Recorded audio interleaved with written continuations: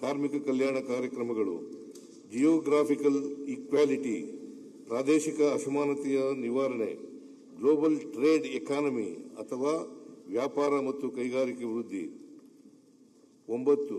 Globe ಟ್ರೋಟಿಂಗ್ economy, ಪ್ರವಾಸೋದ್ಯಮ ಆರ್ಥಿಕತೆ, green economy, ನವೀಕರಿಸಬಹುದಾದ ಇಂಧನ ಸೇರಿದಂತೆ ಪರಿಸರ ಪೂರಕ ಆರ್ಥಿಕ ಚಟುವಟಿಕೆಗಳು, ಗ್ರೋಯಿಂಗ್ ಅರ್ಬನ್ ಎಕಾನಮಿ, ನಗರ ಕೇಂದ್ರಿತ ಸುಸ್ಥಿರ ಆರ್ಥಿಕತೆ.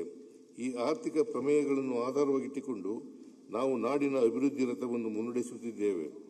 ಈ ಪ್ರಮೇಯಗಳು ಹೇಗೆ ಕರ್ನಾಟಕದ್ದೇ ಆದ ಅಭಿವೃದ್ಧಿ ಮಾದರಿಯನ್ನು ವ್ಯಾಖ್ಯಾನಿಸುತ್ತವೆ ಎಂಬುದನ್ನು ಆಯವ್ಯಯದ ಇಲಾಖಾವಾರು ಖಂಡಿಕೆಗಳಲ್ಲಿ ಗಮನಿಸಬಹುದಾಗಿದೆ.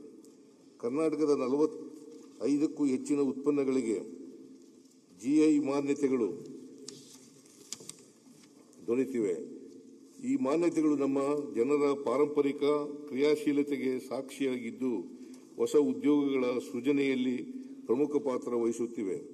ರಾಜ್ಯದ ಪ್ರಮುಖ ಇಲಾಖೆಗಳಲ್ಲಿ ಖಾಲಿ ಇರುವ ಹುದ್ದೆಗಳನ್ನು ಭರ್ತಿ ಮಾಡುವುದರ ಮೂಲಕ ಆಡಳಿತ ವ್ಯವಸ್ಥೆಯನ್ನು ಬಲಪಡಿಸುತ್ತಿದ್ದೇವೆ.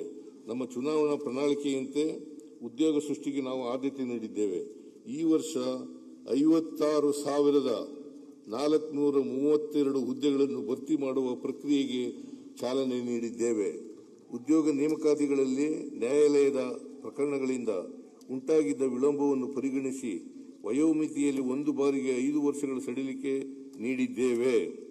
ಸರ್ಕಾರ ಹುದ್ದೆಗಳನ್ನು ಭರ್ತಿ ಮಾಡುವುದರ ಜೊತೆಯಲ್ಲಿ ರಾಜ್ಯದ ರಸ್ತೆ, ಸೇತುವೆ, ಕಟ್ಟಡಗಳ ನಿರ್ಮಾಣಕ್ಕೂ ನಮ್ಮ ಸರ್ಕಾರ ಆದ್ಯತೆ ನೀಡುತ್ತಿದೆ.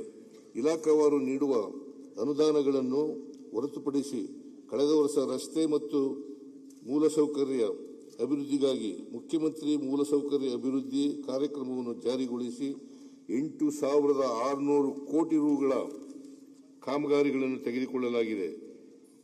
ಇದರ ಎರಡನೇ ಹಂತವಾಗಿ 26-27ನೇ ಸಾಲಿನಲ್ಲಿ 4,000 ಕೋಟಿ ಮೊತ್ತದ ಕಾಮಗಾರಿಗಳನ್ನು ಕೈಗೆತ್ತಿಕೊಳ್ಳಲಾಗುವುದು. ವಸತಿ ರಹಿತರಿಗೆ ಮನೆಗಳು, ನಿರುದ್ಯೋಗಿ ಯುವಜನರಿಗೆ ಸ್ವಯಂ ಉದ್ಯೋಗಗಳನ್ನು ಕಲ್ಪಿಸಿಕೊಡಲು ಹೆಚ್ಚಿನ ಪ್ರಾಮುಖ್ಯತೆ ನೀಡುತ್ತಿದ್ದೇವೆ.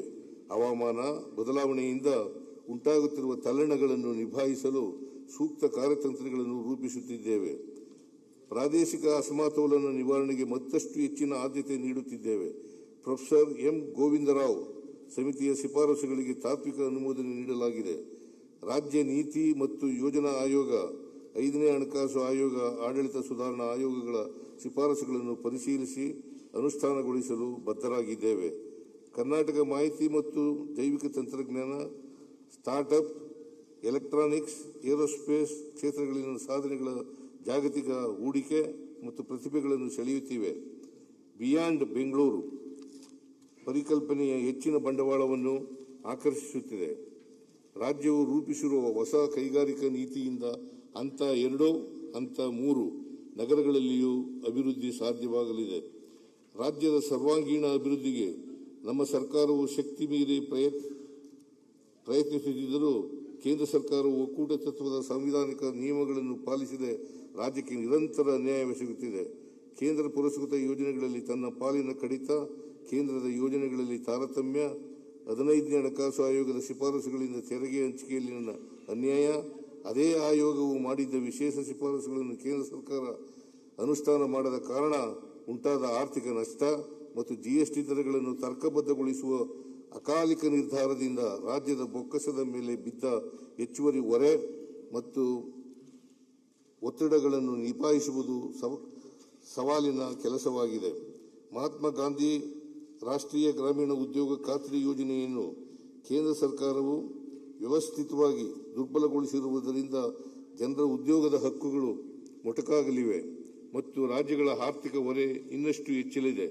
ಈ ಕಾರಣಗಳಿಂದ ರಾಜ್ಯದ ಹಿತಾಸಕ್ತಿಗಾಗಿ ಪಕ್ಷಾತೀತವಾಗಿ ಎಲ್ಲರೂ ಒಗ್ಗೂಡಿ ಕೇಂದ್ರ ಸರ್ಕಾರದ ಮೇಲೆ ಒತ್ತಡ ಹೇರಲೇಬೇಕಾಗಿದೆ. ರಾಜ್ಯದ ಸರ್ವಾಂಗೀಣ ಅಭಿವೃದ್ಧಿಗೆ ಪೂರಕವಾದ ಯೋಜನೆಗಳನ್ನು ರೂಪಿಸಿ ಅನುಷ್ಠಾನಗೊಳಿಸುವ ನಮ್ಮ ಸಂಕಲ್ಪವನ್ನು ದೃಢಪಡಿಸುತ್ತದೆ.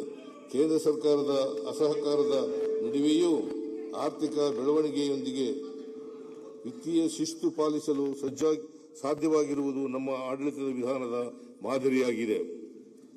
ಈ ಆಯವ್ಯಯವು ನಾಡಿನ ಉಜ್ವಲ ಭವಿಷ್ಯವನ್ನು ಕಟ್ಟುವ ದೃಷ್ಟಿಯಿಂದ ರೂಪಿತ